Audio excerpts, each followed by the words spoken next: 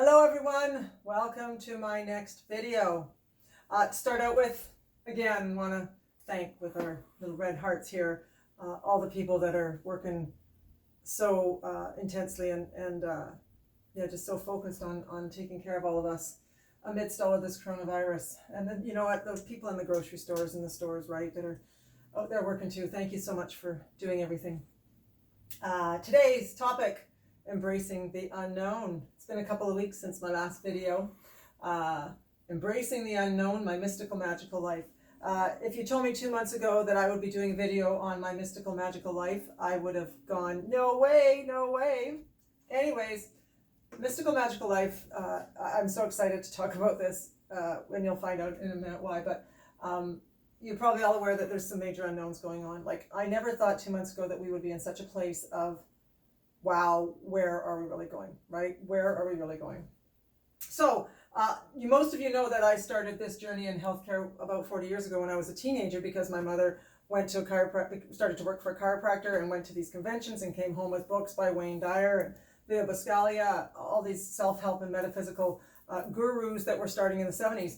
And what I really jumped into as a teenager when I started learning about all this was things like numerology and astrology, all those like Chinese and Eastern arts, Harry Potter land, I like to call it. But I still to this day adore all the mystical and unknowns. So the fact that I get to talk to you about mystical and unknown is really amazing. It doesn't mean that it's all like, fun and happiness for me right now. And I'll tell you my story. 2 nights ago, I woke up in the middle of the night after having a nightmare. I'll call it a nightmare.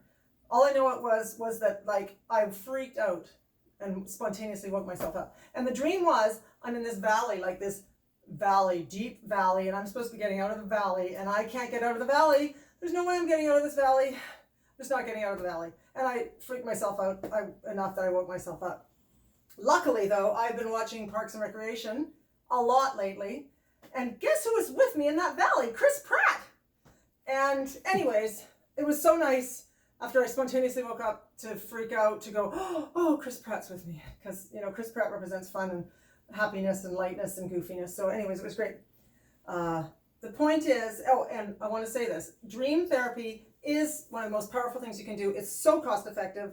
It's so powerful, counseling, coaching. If you want to learn more about dream therapy, let me know, because it's amazing. But anyways, in this embracing the unknown, in this mystical, magical world, the way through, or one of the key things I want you to get today from this little chat, is about willingness and being willing, and just being willing and being willing and being willing, and reminding ourselves to be willing.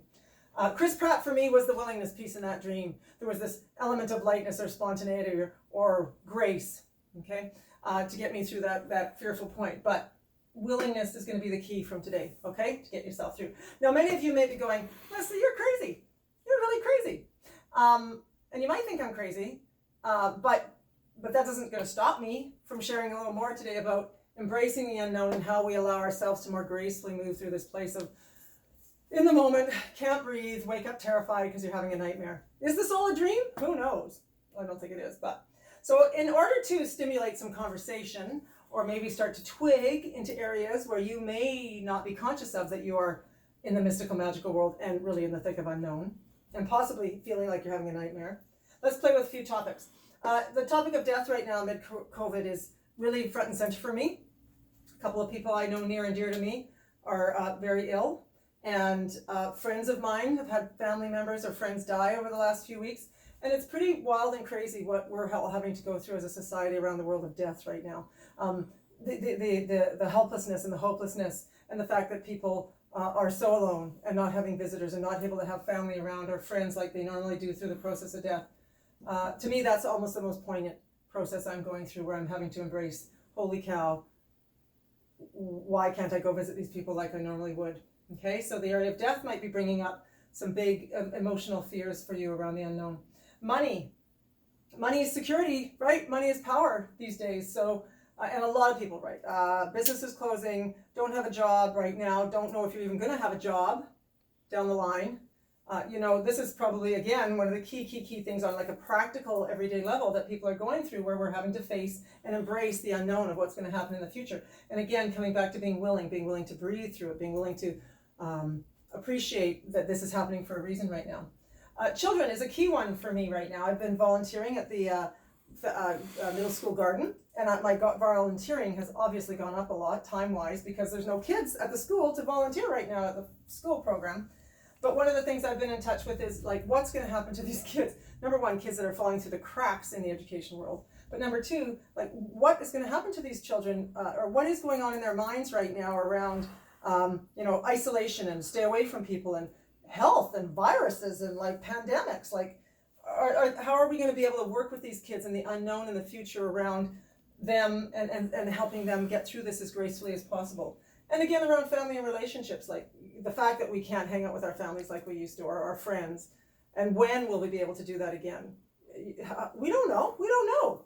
Believe me, there's unknown around this if you aren't aware of it. Which brings me down to just the basic why. Like, why is this unfolding? Why are we going through this? Again, 2 months ago, if you told me that I'd be talking about mystical, magical, and the absolute unknown of us as human beings right now, I still am so excited that we get to talk about this, because really it's about, when you're it's a given that there's going to be death, right? It's a given that there's going to be this unknown. You're born and the next thing is death and taxes. But in embracing this surrealness, in embracing this unknown, please be gentle with yourself. Give yourselves hugs. Put your hands on your heart, or your hand on your heart.